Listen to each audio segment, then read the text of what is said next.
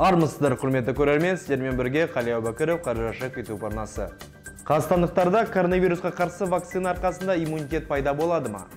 Қашан бетперде кимей қалыпты өмірге ораламыз? Қай вакцина нәтижелі? Ресейлік пе, әлде қазақстандық па? Осы және өзге сұрақтардың жауабын біздің арнамыздан көресіздер. Алыстамаңыздар.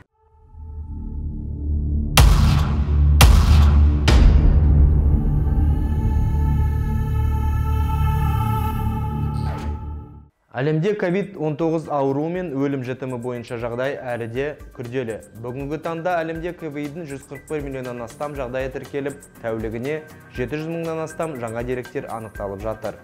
3 миллионнан астам адам қайтыс болды. Өлім көрсеткіші 2,1% құрады. Дүниежүзілік денсаулық сақтау ұйымының 6 аймағының 5-еуінде аурудың өсу тенденциясы байқалады. 221 ел қатысатын әлемдік рейтингке сәйкес, Қазақстан сырқаттанушылық көрсеткіші бойынша шамамен 110-шы орында болса, өлім жітім көрсеткішімен 107-ші орында болған. Ал биылғы сәуірдегі жағдай бойынша республикада инфекциялық төсек орындарын жүктелу 41%, реанимациялық төсек орындары 27% құраған. Осы тұрғыда Батыс Қазақстан облысы 63% мен антирекорд орнатты. Алматы облысына бұл көрсеткіш 61% және Алматы қаласында 56% байқалды.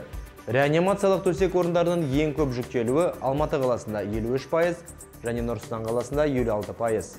Ескеретін жайт, коронавирус бойынша жағдай күннен күнге өзгеріп келеді.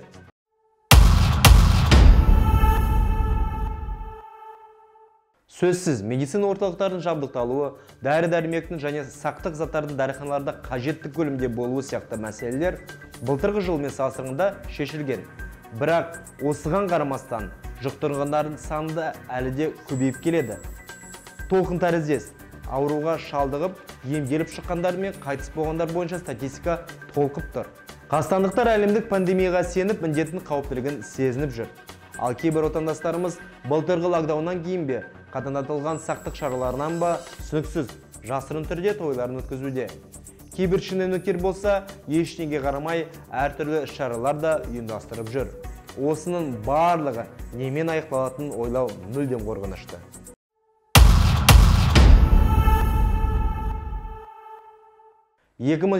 жылдың соңынан бері отандық вакцина дайындалып жатыр деген ақпарат кеңінен тарап жүр. Одан бөлек, алпауыт елдер мен басқа дамыған елдер өздерінің отандық вакциналарын дайындап, сынақтан сәтті өтіп жатыр деп бақ жарыса жазған болатын. Енді міне 2021 жылдың көктемі әлем елдері мүмкіндігінше тезірек өз халқын вакцинамен қамтамасыз етіп, екпе салдырып жүр. Қазіргі таңда әлемде 100 миллионнан аса адам екпе салдырды екен, бірақ жағдай өте алаңдаулы. Коронавирустан вакциналардың көп бөлігін ауқатты, бай мемлекеттер алып жатыр. Себебі вакциналарды таратып, бөлістірген кезде әділетсіз әрі біркелкі бөлінбейді. Әлемде барлық халықтың шамамен тек 5% COVID-19 екпе алды. Алайда, вакцина салғандардың 40% 27 дамыған елдерде болған екен. Сонда осы халықтың үлес салмағы жалпы әлем халықтың 11% ғана құрайды. Аласа бай емес мемлекеттер өз халқына шамамен 1,6% ғана вакцина салдырған. Нәтижесінде осы елдердің халқы вакцина науқаны 25 есе баяу жүргізіп жатыр.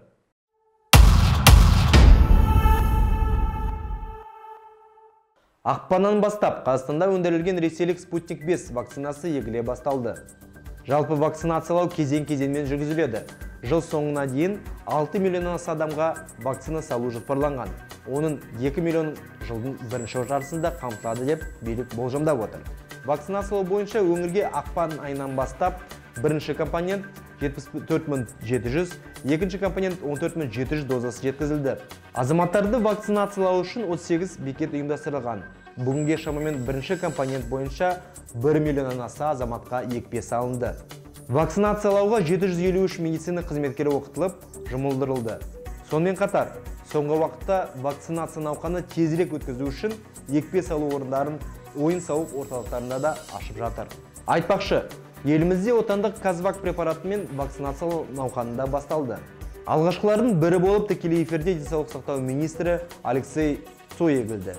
Нұр Сұлтан қаласының қоғамдық денсаулық сақтау басқармасының баспасөз қызмет өкілдері Казвактың алғашқы партиясы қоймаларға жеткенін хабарлады. 6000-нан аса доза, оның ішінде бірінші және екінші компонент келді. Нұр Сұлтан қоймаларында Спутник 5 пен бірге жалпы 55 000 доза бар. Басқарма басшысы Тимур Мұратов тұрғындар қай вакцинаны салдыратын өзі таңдай алатынын атап өтті. Оның айтуынша, тәулігіне 6000-ға жуық астамлық егіледі. Бұған дейін Денсаулық сақтау министрлігінің басшысы Алексей Цой нөмір 9 қалалық емханада вакциналанды. Онда отандық препараттың 300 дозасы жеткізілген. Вакцина бір реттік, яғни бір адамға бір бөтелке. Бірақ ресейлік және отандық вакцинадан бөлек қытайлық және басқа шетелдік вакцина елге жеткізіліп, егілуі ықтимал.